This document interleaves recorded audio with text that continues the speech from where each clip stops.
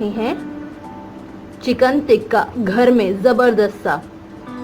इसके लिए हमने चिकन ले लिया है और उसके ऊपर टिक्का मसाला लगा दिया है। बाजार में आराम से मिल जाता है।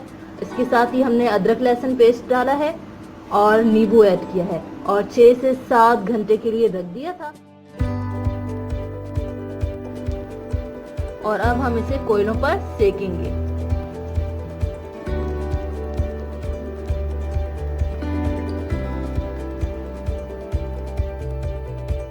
ये देखिए कितनी जबरदस्त से हम इसको सेक रहे हैं। दम।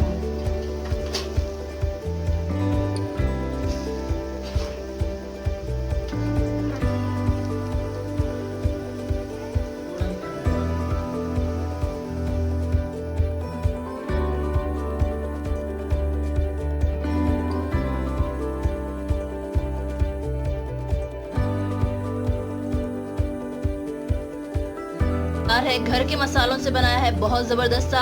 आप इसे ग्रीन चटनी, बारबेक्यू चटनी के साथ खा सकते हैं, जो मैंने आपको पहले भी रेसिपी दी थी। मैं इसका लिंक जरूर शेयर कर दूंगी। नींबू डालें, बहुत यमी से बन जाएगा और आप इसे खाएं और हमें कमेंट में जरूर बताएं। महफूज रहें और घर में इसे जरूर ट्राई करें। हमें लाइक करें, कमेंट करें, शेयर करें और सब्सक्राइब करें। हैप्पी ससुराली किचन।